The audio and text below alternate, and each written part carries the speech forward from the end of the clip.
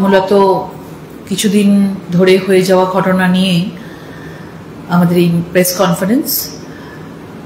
আপনারা দেখেছেন যে গত কয়েকদিন আগে পুরো দেশে তোলপাড় চলছে। আমাদের প্রধানমন্ত্রী নরেন্দ্র মোদীজির তার মাকে নিয়ে যেভাবে শব্দ ইউজ করা হয়েছে, যেভাবে তার মাকে নিয়ে কথা বলা হয়েছে, অসম্মানজনক কথা বলা হয়েছে, এবং কিছুদিন আগে তৃণমূলের সাংসদ মহুয়া মৈত্র আমাদের হোম মিনিস্টারকে নিয়ে, আমাদের মানে আমাদের দেশের হোম মিনিস্টার, কোনো পার্টির হোম মিনিস্টার নয়, তাকে নিয়ে যেভাবে মানে অভব্য ভাষায় যে ল্যাঙ্গুয়েজ ইউজ করেছেন, যেভাবে তিনি ক্রিমিনালের মতো, সন্ত্রাসের মতো ভাষা ইউজ করেছেন, মুন্ডু কেটে টেবিলে রেখে দেওয়া উচিত। এবং এই ইন্ডিজোট কংগ্রেস বলুন, কখনো কখনো তৃণমূলের সাংসদরা বলুন, বিভিন্নভাবে ভারতীয় জনতা পার্টিকে এবং তাদের যারা কখনো প্রধানমন্ত্রী, কখনো স্বরাষ্ট্রমন্ত্রী, বিভিন্ন লোকের ওপর যেভাবে ভাষা ইউজ করছে, আজকে আমাদের তাদের বিরুদ্ধেই আমরা সোচ্চার হচ্ছি। এবং আমরা এই সোচ্চার, এই আওয়াজ তোলবার জন্য আমরা আগামীকাল আমরা মুরলীধর সেন স্ট্রিট থেকে আমরা দুপুর 2টোর সময় আমরা একটা প্রতিবাদ আন্দোলন, প্রতিবাদ মিছিল রেখেছি। সেটা বল্লভভাই প্যাটেলের কাছে গিয়ে আমরা শেষ করব। এবং এখানে আমরা একটাই বার্তা দিতে চাই সাধারণ মানুষকে, যে যারা আজকে পুরো দেশটা, আজকে আপনারা দেখেছেন যে কিছুদিন আগে অপারেশন সিঁদুর দেখেছেন, যেভাবে আজকে আমাদের ভারতবর্ষ যেভাবে এগিয়ে যাচ্ছে, এবং আজকে বিভিন্নভাবে বিভিন্ন দেশ চাইছে যে ভারত যেন কোনো একটা জায়গায় গিয়ে থমকে যায়। ভারতকে এগোতে দেওয়া যাবে না, কারণ আগামী দিনে ভারতই কিন্তু আজকে বিশ্বের দরবারে সবচেয়ে এগিয়ে থাকবে, এবং সেটা অনেক দেশ টের পেয়ে গেছে। এবং সেই জন্যই বিভিন্নভাবে ভারতকে আটকানোর চেষ্টা হচ্ছে। এবং কার নেতৃত্বে? ভারতবর্ষের প্রধানমন্ত্রী নরেন্দ্র মোদীজির নেতৃত্বে। আজকে সেই প্রধানমন্ত্রীকে নিয়ে, তার মাকে নিয়ে এই ধরনের আক্রমণ, সেই দেশের স্বরাষ্ট্রমন্ত্রীকে নিয়ে আমাদের এই বাংলায় সাংসদের আক্রমণ, তার বিরুদ্ধে আমরা আওয়াজ তুলতে চাই। কেননা আপনারা সকলে জানেন, যখন মানুষ, কোনো সরকার কখনো আগে যখন কাজ এগিয়ে যায়, তখন অনেক মানুষ তাকে রোকবার জন্য এগিয়ে আসে। বিভিন্নভাবে শত্রু তৈরি হয়। কেউ কেউ পাকিস্তানের সঙ্গে তালে তাল মিলিয়ে চলেও ভারতবর্ষকে ডেভেলপমেন্ট করার জন্য, বিকাশ করবার জন্য ভারতবর্ষকে আটকানোর চেষ্টা করে, নরেন্দ্র মোদীকে বিভিন্নভাবে আটকানোর চেষ্টা করে, বিভিন্নভাবে চায় তাদেরকে এই ধরনের কথা বলে, আক্রমণ করে আমাদের যে আত্মবিশ্বাস আছে সেগুলোকে নষ্ট করে দিতে। কিন্তু আজকে আমাদের খারাপ লাগে, আমরা যে বাংলায় বসে আছি, আমাদের আজকে আমরাও কিন্তু ভারতবর্ষের মধ্যে একটা রাজ্য, পশ্চিমবাংলা, এবং আমাদের খারাপ লাগে যে আমাদের প্রধানমন্ত্রীকে নিয়ে, আমাদের স্বরাষ্ট্রমন্ত্রীকে নিয়ে যেভাবে এরা কথা বলে, কখনো কখনো মনে হয় যে এরা নিজেরা যেভাবে বিভিন্নভাবে আমাদের মহিলাদেরকে নিয়ে এবং বিভিন্নভাবে আমাদের অন্যান্য কার্যকর্তাদেরকে নিয়ে যেভাবে আক্রমণাত্মক কথা বলেন, ভাষা ইউজ করেন, সাংসদ থেকে শুরু করে যেভাবে মহিলাদেরকে নিয়ে ভাষা ইউজ করেন, এবং সেটা অত্যন্ত নক্কারজনক। আমরা সাধারণ মানুষের সাথে থেকে, পাশে থেকে এই অন্যায়ের বিরুদ্ধে আমরা প্রতিবাদ জানাতে চাই। শুধু কালকের দিন নয়, আমাদের কালকে আমরা একটা প্রতিবাদ জানাবো, কিন্তু এই প্রতিবাদ আমাদের চলবে আগামী, আমাদের যতদিন না এই তৃণমূল সরকারের এই পতন আমরা যেন এই বাংলা থেকে উবড়ে ফেলতে পারি, ততদিন আমাদের এই প্রতিবাদ চলবে। এবং কালকে বিশেষ করে আমরা যারা আমরা এই মহিলারাই এই নেতৃত্বে থাকবেন, মহিলা মোর্চার নেতৃত্বে থাকবেন। আমাদের ফাল্গুনী আমাদের মহিলা মোর্চার সভানেত্রী আছেন এবং আমাদের সাথে রয়েছেন মধু ছন্দাদি, আমাদের ভাইস প্রেসিডেন্ট আছেন আমাদের ভারতীয় জনতা পার্টির, এবং আরও সবাই মহিলাদের নেতৃত্বে আমাদের এই মিছিল হবে। এবং আগামী দিন এই ধরনের কথা বলা থেকে যদি তারা বিরত না থাকে, তাহলে আমাদের এই আন্দোলন আরো বেশি করে আওয়াজ তুলবে এবং প্রতিবাদের ভাষা আরো সুদৃঢ় হবে। এটাই আছে।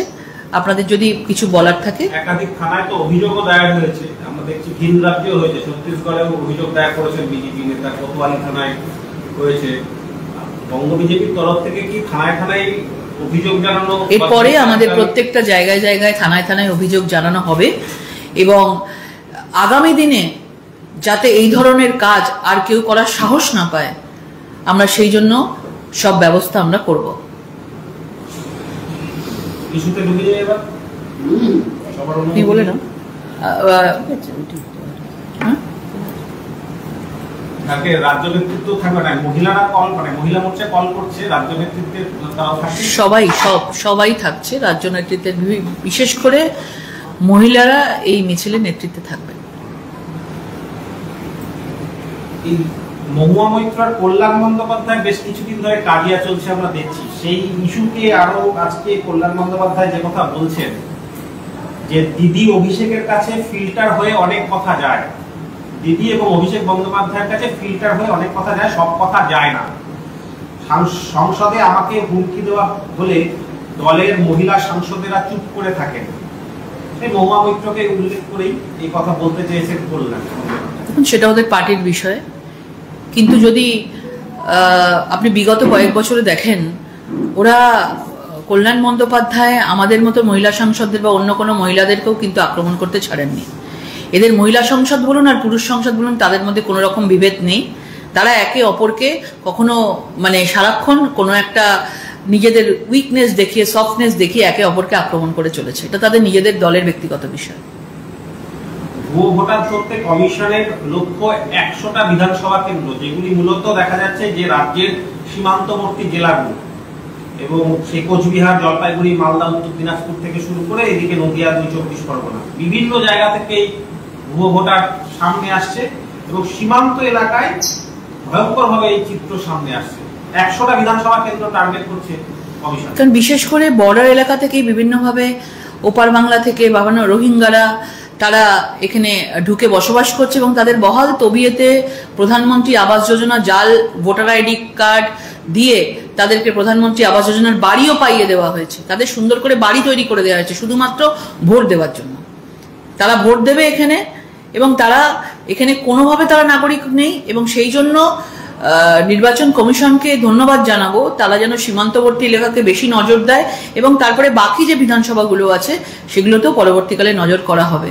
কারণ যেভাবে তারা এসআইআর এর নামে যেভাবে মানুষকে ভুল বার্তা দেওয়ার চেষ্টা করছে, রোহিঙ্গা এবং এদেশের এই ভারতবর্ষের নাগরিক বা পশ্চিমবাংলার নাগরিককে গুলিয়ে দিতে চাইছেন, সেটা আমরা স্পষ্ট জানাতে চাই যে আজকে বাংলাদেশে রোহিঙ্গাদের তারাও বাংলা ভাষায় কথা বলছে, আজকে আমরাও বাংলা ভাষায় কথা বলি। তাহলে বাংলা ভাষা দিয়ে কখনো তাকে বাঙালি বলে বিচার করা উচিত নয়।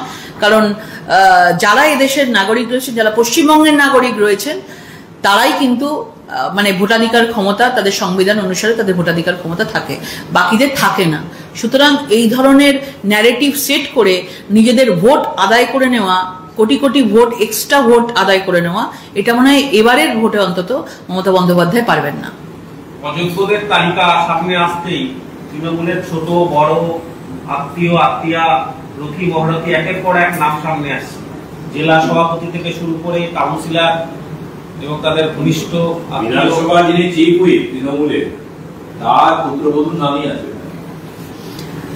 দেখুন, আসার তো কথা ছিল 6000 6500 ক্যান্ডিডেটের নাম, অযোগ্য তারা রয়েছে যেটুকু আমরা মোটামুটি একটা শুনেছিলাম, কিন্তু 1804 এখনো বাকি আছে। এই যে 1804 যে নাম আসছে, সেটাও নিজেদের মধ্যে আলোচনা করে কার নাম দেয়া হবে, কাকে বিধানসভার টিকিট দেয়া হবে না হবে, নিজেদের মধ্যে আলোচনা করেই আসছে। কান তো সবে আসতে শুরু করেছে, আরো বেশি করে কান আসবে, তবেই মাথাটাকে টের পাবেন।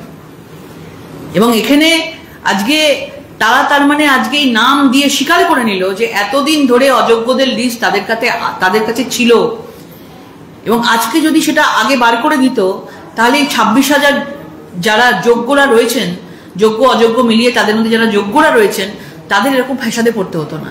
আজকে সুপ্রিম কোর্ট অনেকবার বলেছে কিন্তু হয়নি, আজকে চাপে পড়ে আজকে 1800টা নাম বেরিয়েছে। দেখবেন আরো বেরোবে, নিজেদের মধ্যে খাওয়াখাওয়ি, মারামারি, সিন্ডিকেটবাজি, পাওয়ারবাজি সবকিছুর পরে যে নামগুলো বেরিয়ে আসবে, মনে রাখবেন যে নামগুলো বেরোবে তারা আগামী দিনে হয়তো তাদেরকে তৃণমূল টিকিট দেবে না, সেই জন্যই আগে থেকেই তাদের নামগুলোকে বের করে দিচ্ছে যে তারা গেলে তাদেরকে বলির পাঠা করলে, তাদেরকে বলি দিলে তাদের কোনো অসুবিধা হবে না। নামগুলো শুধু ছিলই না, নামগুলোর মধ্যে সিংহভাগই আবার নতুন করে অ্যাপ্লাই করেছিল পরীক্ষা করতে। কেন এখানে তো অনেকেই আছেন যে অনেক যোগ্যরাও তারা এইখানে নামের মধ্যে জুড়ে গেছেন, এবং তাদেরকে বলবো তারা হাইকোর্টে যাক, এবং এই পুরো স্টুডেন্টসদেরকে পুরোপুরিভাবে আজকে অন্ধকারের দিকে ঠেলে দেওয়ার জন্য আজকে কিন্তু একমাত্র দায়ী হচ্ছেন এই মমতা বন্দ্যোপাধ্যায় এবং তার এই সরকার। তালিকা যদি প্রকাশ হয় তাহলে আবার পরীক্ষা কেন? যোগ্য চাকরিহারারা এই প্রশ্ন তুলছেন যে তাহলে কেন তারা পরীক্ষা আবার নতুন করে দিতে যাবে? তারা সুপ্রিম কোর্টে যাওয়ার তোড়জোড় করছে, কালকে আবার এসএসসি অভিযানও তারা ডাক দিয়েছে। নিশ্চয়ই তারা একবার পরীক্ষা দিয়েছে, তারা সেখান থেকে পাস আউট হয়েছেন, এবং সেখানে আবার যদি আজকে অযোগ্যদের তালিকা যদি প্রকাশ করে তারা দ্বিতীয়বার করে তারা আবার পরীক্ষা দেবে কেন? সেটা তো তাদের জন্য মুশকিল হয়ে যাবে। তারা একবার যেখানে সেখানে উত্তীর্ণ হয়ে গেছেন, দ্বিতীয়বার করে তো দেওয়া উচিত না, এবং আমার মনে হয় তাদের সুপ্রিম কোর্টে যাওয়া উচিত। আজকে অনেকেই প্রশ্ন তুলছে যে রাজ্য সরকার এসএসসি বলছে ওয়েমার শিট নেই, কিন্তু ওয়েমার শিট নাই থাকে অযোগ্যদের চিহ্নিত করে কি করে? দেখুন, এরা আমরা জানি যে ওএমআর শিট বিভিন্নভাবে নেই। ওরা আগে যেভাবে নাটক করছিল যে ওএমআর শিটগুলোকে নষ্ট করে দেওয়া হয়েছে এবং সেগুলো পুড়িয়ে ফেলা হয়েছে, অ্যাকচুয়ালি এদের কাছে সবকিছু আছে, এরা মিথ্যে কথা বলছিল। এবার চাপে পড়ে কর্নার হয়ে যাওয়ার পর দেখেছে আর কোনো কিছু, সুপ্রিম কোর্টের যদি আমরা আদেশ না মানি তাহলে আর কোনো উপায় নেই, সেই জন্যই আজকে চাপে পড়ে এই 1800টা নাম পেট থেকে বেরিয়েছে, এবং তার মধ্যেও মনে রাখবেন অনেক যোগ্যের নামই এর মধ্যে ঢুকে গেছে। কেন্দ্রীয় স্বরাষ্ট্র প্রতিমন্ত্রী নিত্যানন্দ রায় তিনি বলছেন যে প্রধানমন্ত্রী নরেন্দ্র মোদী হলেন দ্বিতীয় স্বামী বিবেকানন্দ, কারণ স্বামী বিবেকানন্দের শৈশবের নামও ছিল নরেন্দ্র এবং আমাদের প্রধানমন্ত্রীর নামও নরেন্দ্র। দ্বিতীয় স্বামী বিবেকানন্দের সঙ্গে তুলনা করে প্রধানমন্ত্রী। নিশ্চয়ই তিনি বলতেই পারেন, তার যা যদি নিজের মতন করেন আমরা নিজেদের প্রত্যেকের লাইফে একজন আদর্শ পুরুষ থাকেই সেখানে, এবং প্রত্যেকের সেটা ব্যক্তিগত বিষয় রয়েছে, এবং তিনি যদি আজকে বিবেকানন্দের সঙ্গে আমাদের প্রধানমন্ত্রীকে তুলনা করে অবাক হওয়ার কিছু নেই, কারণ দেশকে যেভাবে উনি নরেন্দ্র মোদীজি এগিয়ে নিয়ে যাচ্ছেন, এদিকে মমতা বন্দ্যোপাধ্যায় যদি ঈশ্বরচন্দ্র বিদ্যাসাগরের পাশে মমতা বন্দ্যোপাধ্যায় এবং মহাপুরুষের সঙ্গে যদি তার নাম থাকতে পারে, তাদের মুখে অন্তত এই কথা সাজে না যে নরেন্দ্র মোদীর সঙ্গে বিবেকানন্দকে তুলনা করা হচ্ছে।